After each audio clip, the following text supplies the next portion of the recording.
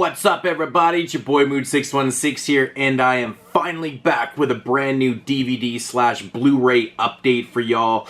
Yes, it has been 3 months, just over 3 months since I've done one. The reason for that is because I have been just crazy busy. As you probably noticed, my video output has not been what it was in the past. That's because November, December are the busiest months of the year for me. So after the 31 Days of Horror in October, I was just down to business and I just had no time to do anything but upload the audio of the podcast.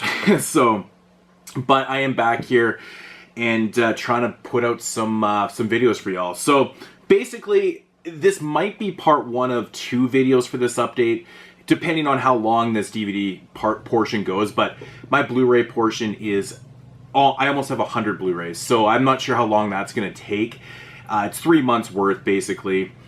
So yeah, it's ridiculous. But the DVD portion is not too bad. So you might get 1 video, you might get 2, just depending on. But let's shut the fuck up and get into this. First up here, I did pick up 2 VHSs. I actually grabbed Rasputin the Mad Monk, original Anchor Bay clamshell. I found this and I was like, oh, that's pretty cool. I know this is coming out on UK Blu-ray, which is very cool because these films are very obscure over here now. Anchor Bay dropped the VHS and DVD, you know, in the early 2000s, like 2000, went out of print, and that's it. These are actually quite hard to find, so I thought I'd just pick that up until the Blu-ray comes out. I think it actually might even be out right now. So that was a cool find for $2. Can't go wrong. I mean, it is like in mint shape too, like absolutely mint. And then I also found the media release of To Kill a Clown. I thought that was actually a pretty cool find. I generally don't find things like this around here very often, so when I do, I pick them up. I think this is a film that does not have a release over here, at least. Maybe it has a release somewhere, I'm not too sure. But To Kill a Clown, I thought that was actually a really interesting find. Picked up a couple little gadgets. Picked up this little cool coffin here. It's kind of like an ornament coffin. But man, this thing, if you guys can see this, it is like heavy as shit. Major heavy. Look at that thing. It's awesome. So put that thing on my mantle somewhere. Thought that was pretty cool. And I also grabbed this this rock candy Elvira. So I thought that was pretty cool.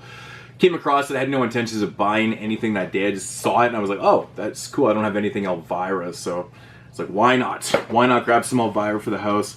One of my favorites. She still looks so damn good. Yeah, let's get into the DVDs. I got, I don't know, 20 some. I got a few non-horror ones too, so I'll keep those to the end. But first up here, from Necrostorm, we got Hotel Inferno 2. The sequel, which I thought was fantastic. Again, just like the first one, it's shot POV, very short, runs about 70 minutes. Super gory, but it's cool. It's a fun-ass ride. I really enjoyed it. The only thing about the film that was kind of getting on my nerves a little bit is the dialogue. You know, everything is just fucking this and fucking that, but it feels like it's used out of context sometimes. But you know, the whole aesthetic and the look of this film is just fantastic. But they are making a part 3 and apparently a 4 and a 5. So we'll see when those ones come out. This one does say to be continued at the end of it, so that's pretty damn cool. So we're gonna get like one big ass long film, I think, because it takes place right after the first one. But if you're into Necrostorm films, definitely check out Hotel Inferno 2. Fantastic stuff.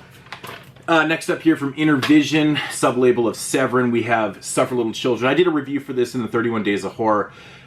If you guys checked it out, then you know that I have this. But if you didn't, then shot on video gem from the early 80s, 1983 to be exact. I think this one was thought to be lost and shit like that, so, but this is the fully uncut version of it. It's a really bad movie, but if you like shot on video, it has that wholehearted goodness to it. It's got a lot of heart to it. It's got a lot of heart. This one could have been trimmed down, even though it runs 76 minutes. It probably ran about 25 minutes too long. Just given some of the scenes are just, they go on way too long and things like that, but you know, all in all, it was actually a pretty fun watch. So I had fun with it. Suffer Little Children. Next up, Beyond the Seventh Door, also from Intervision. I just got this one in yesterday. And I had this thing pre-ordered, and of course Amazon had it, you know, out of stock as soon as it came out, and I just got it. And this thing came out like 3 months ago, I want to say, maybe in October. So that's ridiculous. So I'm pretty happy to get this one. Jeremy from the podcast actually reviewed this one and said he actually enjoyed it. A little obscure Canadian joint from 1987. It's got a pretty cool storyline to it, and I was very, very shocked when Jeremy reviewed this and said he actually liked it, so that was intriguing. But Beyond the Seventh Door, can't wait to check it out. You guys might have seen this one. I did an unboxing from Matt, Homeboy, Junior Horror Movies. And but if you didn't see that, it's in here. So, Savage Christmas. I did not get a chance to watch this during Christmas. In fact, I didn't watch a lot of Christmas movies. I was too busy preparing for the 2017 show.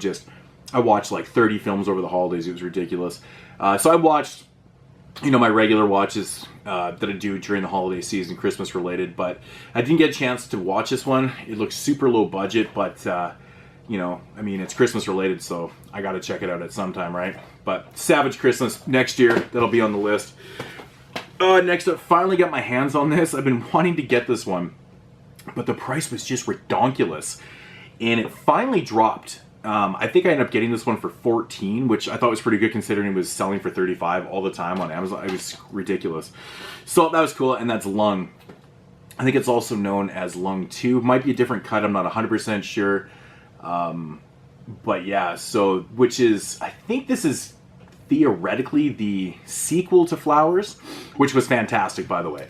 That was a great release by Unearth Films. So I'm looking forward to checking out Lung. It just looks great. Unearth does a great job with the releases. Next up here, I couldn't pass this up, man. I was up at Wally Mart, and I came across this, and I'm such a sucker for these movies. I'm really trying not to buy movies like this anymore because they generally are shitty, and I just don't need them, but I couldn't help myself when I saw it and I read the back, and then, I kind of looked into it for a second, and someone said that it had pretty good kills, and I was like, okay, I'm not sure if the Bigfoot is CG'd, but we got Bigfoot Country here. Not Bigfoot County, Bigfoot Country. Yeah, so it's a Bigfoot film. I'm a sucker for Bigfoot films, I won't lie. I always seem to find myself buying these things. Yes, I don't know. It's like when I find a movie with massacre, slaughter in the title. But I'm trying to stay away from that shit. I don't know. Looks okay. I've already heard complete mixed reviews on this one.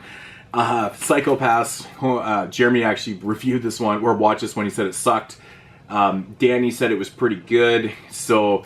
but I'm curious, because I read up on it, and I was like, you know what, I gotta check this thing out. Mickey Keaton directed it, so I'm really looking forward to checking this out, man. I think it looks okay. It's got a pretty interesting storyline. From Black Fawn Distribution from last year, the Sublet. I think this one came out in 2015 in the festivals, I think. Made its way to DVD in 2017. Sublet. I reviewed this one on the podcast. If you want to know my full thoughts on this one, check it out on the podcast. That is actually a question I'm going to answer because I've had people ask me, they say I always mention that I did reviews on the podcast. If you are not sure which show it's on, just go to the website, go to our ratings, look up the film, and it actually has the episode right next to it that I reviewed it on. So you guys can find them that way. But this was a recent one, so it's one of the more recent episodes. But the Sublet, it was pretty cool for what it was. Another one here from Black Fawn Distribution. We've got Let Her Out. I actually really enjoyed this one. I know this one is another one that got a lot of mixed opinions. But I thought it was actually pretty cool, man. I thought it was pretty well executed. It's got some pretty interesting moments and stuff. But again, you want to know my full thoughts, check out the podcast. But I think it's definitely worth a look. Talked about this one in my 90s series, and I finally found a really cheap DVD of it from the UK. I actually only paid like 1 penny for this. And I can see why. I mean, the disc is in perfect shape. The case is completely beat up to hell. And the cover art is atrocious. But from Abel Ferreira, I think it's from 1995. And it's called The Addiction. Very, very artsy take on vampirism. Yeah, Lily Taylor does a great job in this film. Christopher Walken's also in it. But if you've never seen The Addiction, man, give it a shot. It's fantastic. I really highly enjoy this film. Very underrated 90s film. That's why I showcased it in my 90s series. But that cover art is fucking terrible. Ugh. That is bad. So, yeah, Umberto Lenzi recently passed away. And I was going through my Umberto Lenzi collection. And I own the majority of the films that have been released out there. But I was missing this one. And I found a copy for like 20 bucks. I was like, I'm not fucking paying that. So I just kept searching around, and I found one for $6.50, and plus the shipping. So I paid like just under 10 for Knife of Ice. The screenshots on the back don't look too bad, but it's a very, very budget type company release. So I'm not 100% sure. I've actually never seen this film. I still haven't gotten around to checking it out, but from what I've heard, it's actually a pretty decent Lenzy film, so that's inviting. Very obscure giallo, I guess, Knife of Ice, so looking forward to checking that out. I think this was in an unboxing also, and I'm probably going to butcher this title again because I did it in the first time, but we got Kadacha, I think, an Innocent Prey double feature from Umbrella. This was, yeah, it was in an unboxing I did, but I watched both the films. They're actually pretty decent, you know, not too bad stuff. Exploitation. I dug them. I thought it was pretty cool. A couple something weird releases. Whenever I find these things in the wild and I don't own them, I grab them because it's just around here to find things like this is just so odd and obscure to do that. So the Love Merchant and The Layout double feature from Something Weird. I'm just these releases are so bizarre. I watch some of these films and they're just fucked. I like where they find these movies is beyond me, man. But the 60s was crazy with strange and oddball films, but that is definitely out there. And we got Hercules Against the Moon Man and The Witch's Curse. I actually totally wanted The Witch's Curse for so long, so but yeah, that was actually kind of an interesting find in the wild. $2 for that little fucker right there too. That's pretty cool.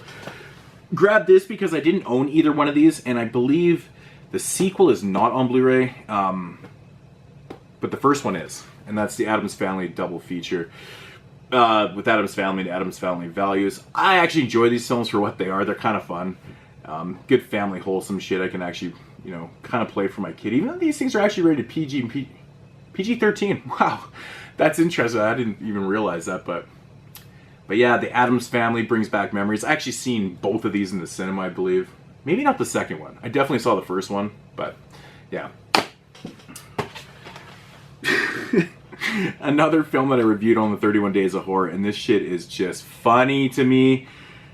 Man, this movie had me in stitches, man. Bloody Muscle Bodybuilder in Hell, aka the Japanese Evil Dead. Yes, I did a review on this one. Super short film, but man, it's the Japanese Evil Dead is what it is. Very low budget. This one has a crazy history behind it. If you want to know my full thoughts, check out the video, but I recommend this, man. It's bloody, it's fun, it's stupid. If you like your Asian madness, give this one a shot, man. It's a short watch. It only runs just over an hour, so yeah. That, I mean, you have to have a title like that in your collection, right? If you're a collector, you have to have that. That's ridiculous. So, another film I actually reviewed in 31 Days of Horror. I didn't realize how many of these I did, but this one is called Last Caress. This is a film, it's a French slasher film that I thought was pretty interesting. I thought it had its moments and stuff. It's nothing to write home about, but I thought it had its moments. Again, very, very short, 72 minutes. But the first glam gore movie ever. It's got some clunky editing. I think the way they edited the film at times was a little bit weird, but the kills were okay. It was a decent watch. I enjoyed it. I think it was from, oh shit, man, 2012 or something like that. I can't remember when it came out. Something rather. Next up is the Canadian official release of Les Spookies, also known as Spookies. Yeah, we know Spookies. This is a film that, you know, people always talk about. I want a Blu-ray release, I want a Blu-ray release. You know, it gets its DVD release and people are super happy for 5 minutes, and 10 minutes later they're like, I want the Blu-ray. I gotta say, man, it's the best it's ever looked. Spookies is such a weird film. I mean, it's got farting monsters in it. It's got weird creatures, and it's just an oddball film with a pretty interesting story behind it also. But yeah, for the people that have asked me, is this legit? It is. You know, like I said, it is an official, legit DVD. This French guy, he got the rights to it and put it out. So that's pretty cool, man. That's really cool. So I know these were available through the website, and Diabolic DVD, I think, also had a bunch of copies. I'm not sure if they still have them, if it's sold out or not. I know it was limited. It wasn't numbered or anything. Probably just a limited first pressing. But yeah, Spookies. Very, very cool to finally have a legit copy of that. Here's one that that I knew about, and someone actually Patreon this one on the podcast, and that's the Aggression Scale. So I had to review this film, and I thought it was pretty interesting. Pretty interesting film. I mean, it's a little bit predictable in what it is, but it's not like it's not a full-blown horror film. It's actually not a horror film really at all. It's more of like a thriller type thing. It's actually Home Alone, basically, is what it is. It's like a rated R version of Home Alone, essentially is what it is. Where these guys are sent to go and kill everybody on this list because they're looking for their boss's money. And they basically go to this house where this crazy fucking kid lives with his family. And, yeah, the kid is defending the house and the family. So it's Home Alone. It's fucking Kevin McAllister. But they didn't order any cheese pizza in this one. The fuck am I talking about? Anyways, the aggression scale, it was okay. Yes, Heavenly Creatures, man. I know this one has a Blu-ray, but I found it for $2 in the wild, and I was like, you know what? I'm just gonna add it to the collection. I actually like this movie. It's pretty interesting, man. Look at that, Siskel and Ebert, 2 thumbs up. They gave this movie 2 thumbs up. Yeah, so Peter Jackson, yeah, it's okay.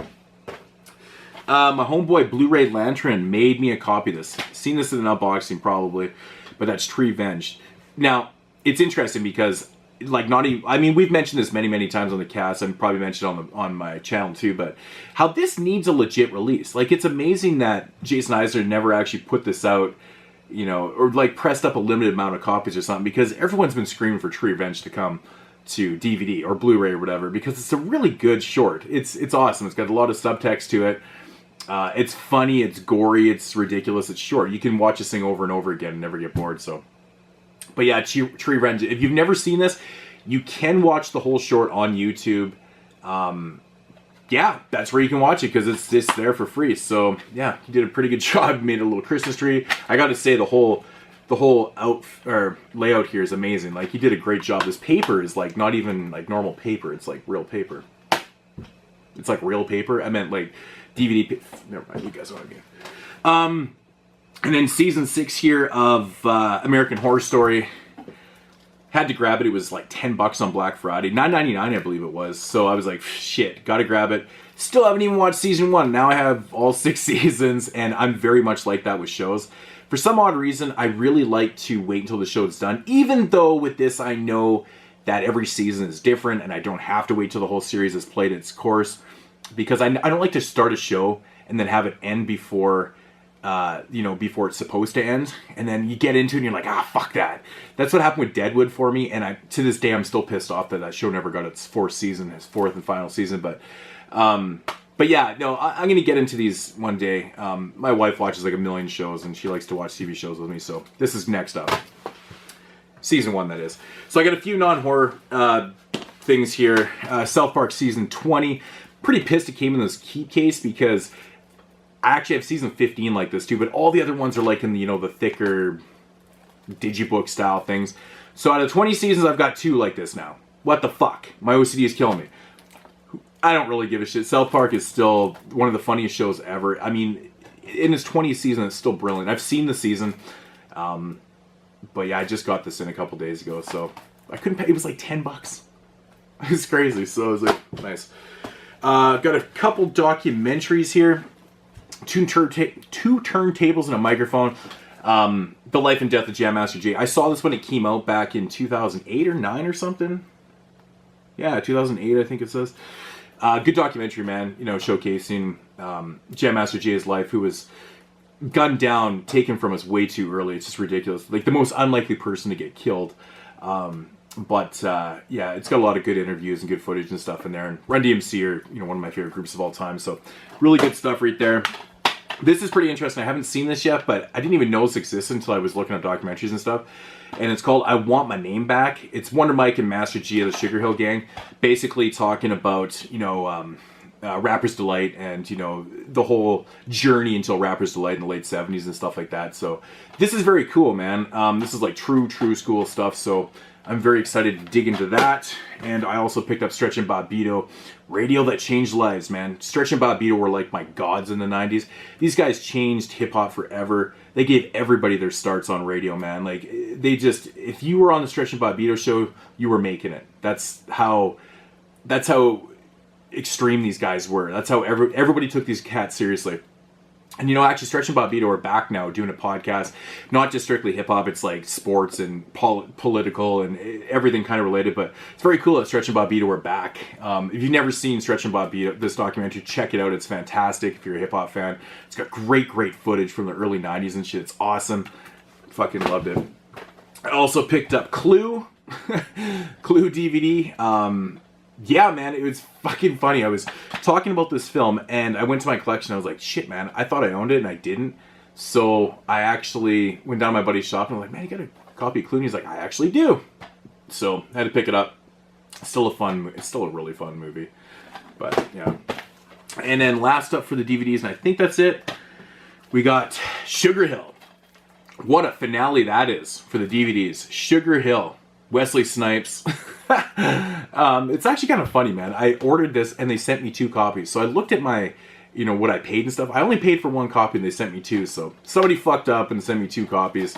I like Sugar Hill, man. It's not as good as the 70s blaxploitation Sugar Hill, but which are unrelated. But yeah, Sugar Hill. Good shit. So that is going to do it for the small amount of DVDs that I got here. And next up, yeah, I'm gonna do this into a second part because I'm looking at my Blu-rays right now and it's just out of control. So stay tuned for the Blu-ray part. It is going to be fantastic. By far the best Blu-ray update I've ever had. And yeah, so I'll check you guys in the next video. Deuces!